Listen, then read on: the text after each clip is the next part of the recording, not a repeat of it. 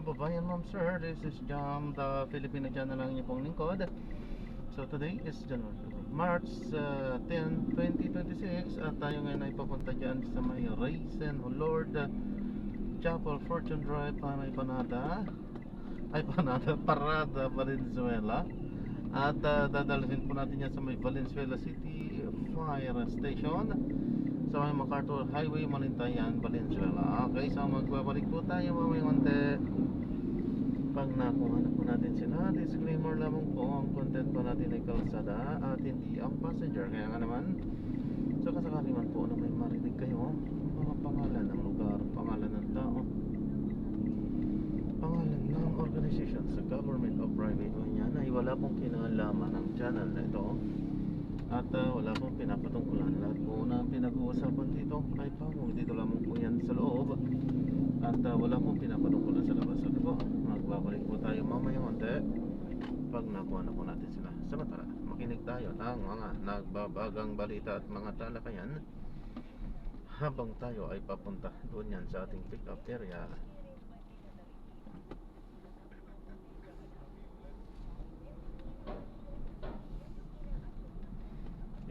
Gusto kong makita habang ginagawa niyo po.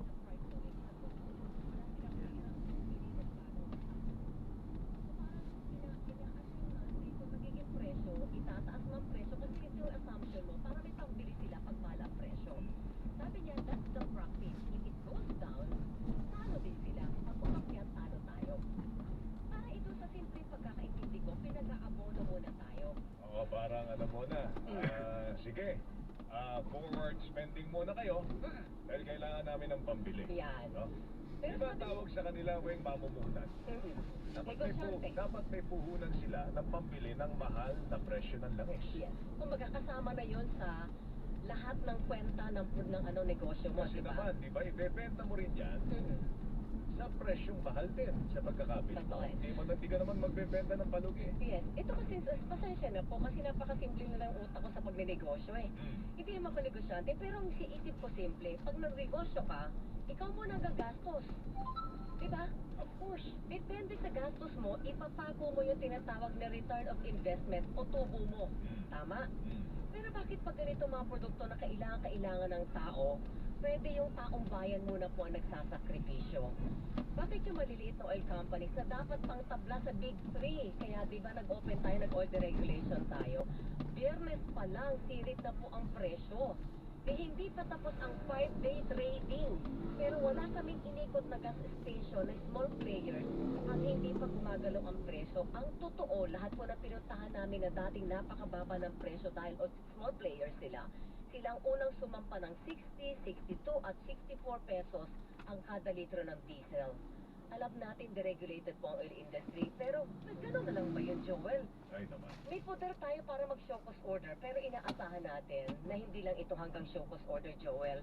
Ang nangyayari ngayon sa problema sa langis, nangyari na po ulit ito sa nakaraan. Nagkaroon na tayo ng ganitong krisis kasi may gulo sa gitnang silangan. Pero may natutunan po ba tayo? Ako naniniwala ako na ang bawat krisis, great educator yan. May natututunan tayo. May natutunan Dito na nga ba tayo? Actually, 14 days na. Oo, yan sinasabi niya eh. Hindi ko malaman. 15 days, 14 days pa. Oh. Bakit hindi natin lakihan? Lalo't importer lang tayo. Meron nga pong gasolina natagpo anong linggo yan. Hanggang 300 lang ang binibenta na diesel. Kinikita nila siguro naman meron na silang. Pero pa ang ano po, hindi po nawawalan. Petron po. Diba? Kasi may sariling refinery po ang Petron. Ganun po. Petron po lamang po yung bukod tanging hindi. Mura. Pero yung ibang ano nila, siyempre sa supply sa ibang Yung mga, anong tawag nila doon? Yung subcon, franchise. Kaya franchise. yun ang nagtataas. Profit ka naman. Ano naman, yun ang naubusan minsan dahil sa supply, siyempre sa mga trailer, deliver. Pero sa mga malalaki, hindi bihira may Palagay ko naman yun nga yan pa explain natin kay Secretary Garin sa ating natin pare-pareho ba? sa ating pakipag-usap sa kanya. Mamaya, mga kapuso, makakausap natin si Secretary Shari Garin ng Department of Energy. Si Rowena Salvacion po yan. Joel Reyes-Bell. Hanggang alas 9 po kami ni Wenga. Magkakauntahan tayo sa Himpapuit, Palaton, Tuna. Sa Double B! Alright, sige, nasa linya naman natin siya. Sige, bigyan lang natin ang panahon pa para establish po natin yung ating communication line with secretary ka rin. Ang tanong ko lang, Weng, usual lang ba yung gas stations na nagsamantala? Palagay ko mas marami pa din. Saan ka sa Gentive Atay? Di ba bumabaha to? 55, I'm sorry. Sa may bandang Karuhatan, sa may bandang Centeries po. Hindi po bumabaha po doon. Kasi may tinatawag Santo Rosario po. Sa may Pure Gold banda. Doon sila magdaan. Jeepney market po. Ah, doon sa taas. Eh, Aha. mataas yun. Oo, medyo mataas po. Hindi bumabaha po Kahit doon. dapat Tuesday pa sila Pero actually, nangungupahan din lang po ako dyan. Doon Ah. sa kalsada kuya bumabaha. Ah, doon sa may Jeepney market, meron doon. Doon ka sa taas. Opo. Sa likod ng simbahan. Ah, pasok po. Pagka pinasok yun, pa Santo Rosario. Aha, doon po. Department of Energy Secretary, magandang umaga si Joel Siweng Buito. Ah, umuupa ka lang doon. Umuupa lang po. Magkano upahan dyan kuya? Mahal ba? Magandang umaga po sa inyo. Natagpuan Eh, ba yung sa akin po kasi 6.5 yung upa ko po doon. Ano, duplex lang po yun, ganon. Hindi ko eh, ano lang yan, studio type lang po siya. Ay, studio tayo. Mahal din ano? Oo, mahal nga po. Kaya naghahanap din po ako ng medyo mura-mura. Puntahan at na-confirm ng police na may mga Di ba lang Gisbel kung may parkingan kasi hindi eh. Kasi itong ano ko, separate pa yung binabayad ko sa parkingan eh. Magkano po? Ang parking nyo? 2.5 po ito. Ko di, gusto ang namin gastos maintindihan nyo yung is paliwanag tungkol sa replacement. 9.5. Bakit binili ng 9? mura? Ay, Diyos ko po. Binibenta ng mahal at bakit pinapabayaan nating gawin po ito ng mga Ang kumpanya galing po? talaga ng mga taga-gobyerno, mga driver natin, no? Piniling mura. Gobyerno rin ba yan? Kasi Oo nga naman. Ayaw naman matras yun. Alam naman niya wala naman dadaanan. may system sila niyan eh. May mga may strike price sila na Pag wala kang pasensya. Yung asawa ko po, kargado ng pasensya yun. and then usually Kailangan ko talaga ng pasensya sa kalsada. Kasi kung wala kang pasensya po dito mo, ay away talaga lagi. Matay ka talaga. Itihaya ka na lang dyan. Ang daming mayayaman na previously na every Pangahas Tuesday ay lang yung mayaman. change. Before kasi every day yan or iba-iba yung system. So, siyapihan sila na sabay-sabay nila lahat yung change. And the second, ang agreement is replacement cost kasi nabenta nila this week, kailangan nila bumili for the next week, di ba? So may formula lang na create within the industry together with DOE na kung magkano yung replacement ng binenta mo, yun po yung adjustment na ginagawa. Pero both ways din yan pag bumaba or umakyat yun din yung Pag dumating adjustment. ako, pwede ka na palang mag-book nakita sila, papuntang sometimes Balintawak. lugi din sila. Okay, Ito tayo ng cellphone. Matatanggap mo kaya yun kuya kung magbubuk si yung anak ko ng papuntang Balintawak? Hindi po yun sure ma'am. Ay, gano'n? Si ano pong magdi-decide kasi dyan? Si Grab po. Kahit na yung sinasabi nila na pagka malapit yun ay hindi po talaga nasusunod yun. Ay, ganun po ba? Oo. Kasi marami ko nang beses na nasubukan yan, nakasakay din sa akin po yung ano, magbobok. Pero sa iba binabato. Magkatagit na po kami na. Sa iba binabato eh. Kaya hindi po sila po talaga yung nagde-decide eh. Kung saan yun nila gusto ibato. Saan ka nag-book ba? Ano yun? Central Fire Station. Regulate the price, because of that oil deregulation. Pero subukan nyo lang po, possibility din naman. Yung possibility andun. Pero hindi lang talaga sure. Iniisip ko kuya, titignan ko nga magkano yung pumasahe. We met with the other agencies yesterday, especially with ES. Central Fire Station. Oo, nakalagay. Valenzuela, Central, Valenzuela, Central Fire Station. with the private and government. Yung So, bakit every Oo, Tuesday yun lang ang pwede mag-ina? ina-address ko lagi dyan. Tuesday yun yung kasunduan. And then, right now, kasi because of this problem we have, nag-issue kami ng mga directives, mga orders to all these oil companies kung anong dapat gawin. One of those is that walang unreasonable or increases ng presyo. So, like now, di ko alam kung nakita niyo na may pinapublish kami na listahan. Ano yun, tatawid ka pa? Ano? Petrol, Sa taas diesel, na. ng content. sa Pag-akyat. changes nila. Ano na yun, magkasakop na yun hanggang kabila. Sa kanila, Ay, dapat ganun? on schedule siya. Kasi Same din yung tataas sinabi pa namin ulit last yung week. pagkadating dun sa platform.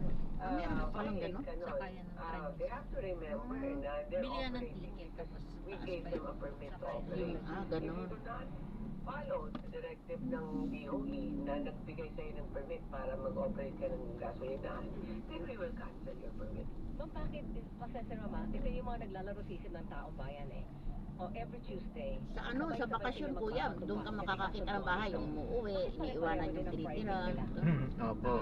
Pagka po kasi ganitong ano, mga nagdo-dorm yung iba eh. Historically, DOE has attempted to do the Yatakbo ang tawag doon, unbundling. Yes. Na ipakita bakit ganyan yung presyo, anong component yan. Na-strike down kami Tama, na 11 bukas. court. So, hindi namin pwedeng i-pilitin na i-unbundle. But that means, lesson learned, I mean, dati pa yung pinupush ng DOE na baka pwede naman palitan na yung batas na yan. But, Sabi ni Doc na para- ngayon, so, March we're ako, trying to find ways ititrip, naman sabihin na ko, kung ano pwede lang yung after kaya holiday na na lang, makasama allowed tayo ng sa batas. probinsya. Pero I think, Sure naman kaya nila nanay na ano.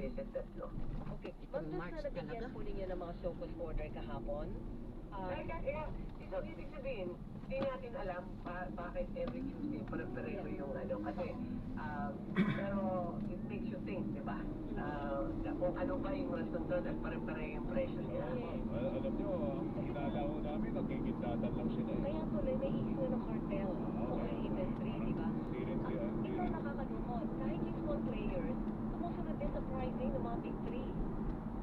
Tama yan, tama yan. So, hindi naman na, na we're saying that they're doing anything wrong, but we just want to understand, no? Kung tama ba yung mga calculations at to avoid any doubt of, cartel.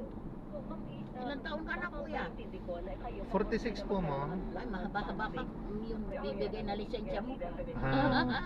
Ay, kung luluhin po ng Diyos eh. Ayos po.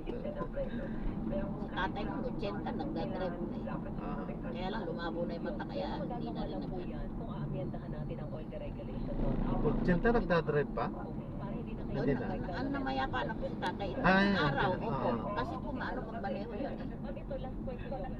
Ang kalaban ng mga matanda, mata eh. Opo. Inventory natin. 50. Actually, ngayon din, medyo nakakaramdam na rin ako sa mata. Hindi nakatulad talaga ng kabataan na smart yung paningin.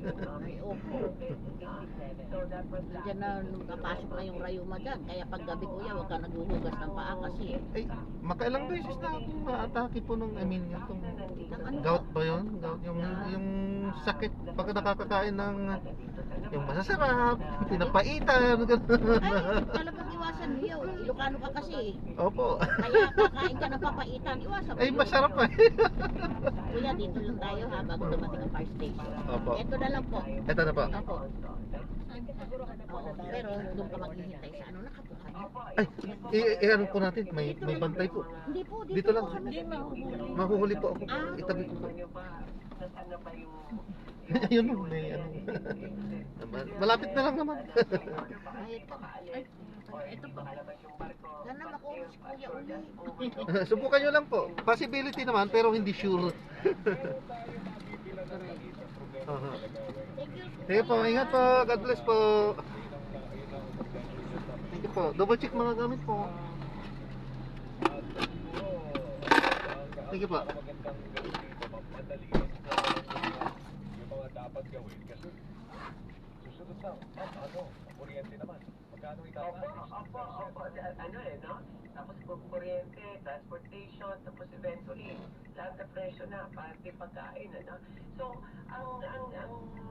kita naman to ng presidente, kaya nga, minamadali niya yung mga interventions. Ibig sabihin, ayuda sa mga drivers, mga farmers natin, para hindi ang burden ng increase ng price hindi masyado, para hindi rin... Ayan, so na-drop na natin sila. Maraming salamat po sa panonood. Hanggang sa muli po. Ingat at God bless po. Pahanap po muna pansamantala tayo ay gagawa na ng ibang video sa ating susunod na misyon. Paalam po muna pansamantala. This is Jam, the Filipino channel, ang inyo pong lingkod. Para lang Paalam po. maka-survive tayo on the burden of